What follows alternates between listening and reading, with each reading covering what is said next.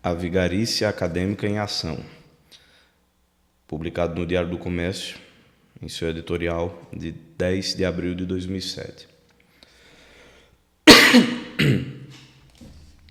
A declaração escandalosa da ministra Matilde Ribeiro, incentivando abertamente a hostilidade dos negros aos brancos, não é um produto original da sua cabecinha oca. É o eco passivo de uma longa e ativíssima tradição cultural. Desde que Stalin ordenou que o movimento comunista explorasse todos os possíveis conflitos de raça e lhes desse o sentido de luta de classes, ninguém obedeceu talvez a essa instrução com mais presteza, fidelidade e constância do que os cientistas sociais brasileiros. Praticamente toda a nossa produção universitária nesse domínio consiste num longo e barulhento esforço para instigar nos negros e mulatos o ódio retroativo, não só aos senhores de escravos e aos descendentes de senhores de escravos, mas aos brancos em geral, inclusive os que lutaram pela libertação dos escravos, os que se casaram com pessoas negras, os que nunca disseram uma palavra contra a raça negra, nem lhe fizeram mal algum. Todos esses, segundo a doutrina do nosso establishment acadêmico, são racistas inconscientes, virtualmente tão perigosos como Joseph Goebbels ou a Ku Klux Klan. Até os negros são um pouco racistas contra si próprios.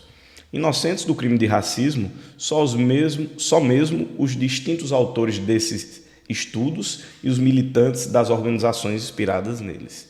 Ou seja, ou você é um dos acusadores, ou é um dos culpados. Tertium non datur. Um fluxo incessante de teses de mestrado e doutorado, fartamente subsidiadas pelo governo e por fundações internacionais bilionárias, jorra das nossas universidades para dar credibilidade a essa doutrina adorável.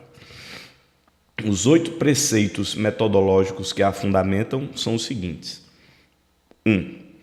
Atribuir à discriminação racial a diferença de padrão econômico entre negros e brancos, omitindo o fato de que entre a abolição da escravatura e o início da industrialização nacional transcorreram mais de 40 anos, durante os quais a população negra libertada se reproduziu incomparavelmente mais que o número de empregos disponíveis.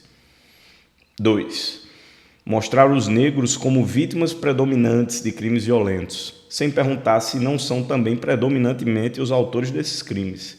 Todo assassino, branco ou negro, é assim considerado a priori um instrumento da violência branca contra os negros. 3.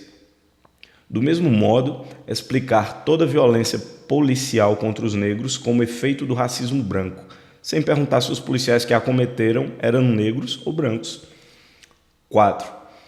Mostrar os europeus sempre como escravizadores e os negros como escravizados, omitindo sistematicamente o fato de que as tropas muçulmanas, repletas de negros, invadiram a Europa e aí escravizaram milhões de brancos, desde 8 séculos antes da chegada dos europeus à África.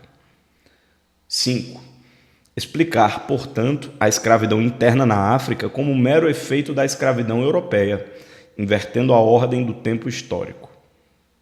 6. Transformar cada raça em pessoa jurídica, titular de direitos, quando negra, e de responsabilidade penal, quando branca. 7. Dar por implícito que todo branco é culpado pelos atos dos senhores de escravos, mesmo quando não tenha um só deles entre os seus antepassados, e mesmo que tenha chegado ao Brasil como imigrante, décadas depois do fim da escravidão. 8.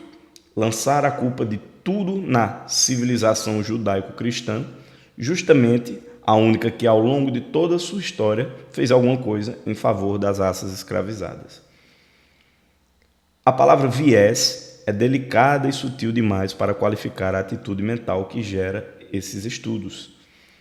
A sociologia das raças que se produz nas nossas universidades é puro material de propaganda, deliberadamente mentiroso e calculado para legitimar a violência revolucionária contra aquilo que o ex-governador Cláudio Lembo chamou de elite branca, cruel e egoísta. Ciência social no Brasil é crime organizado.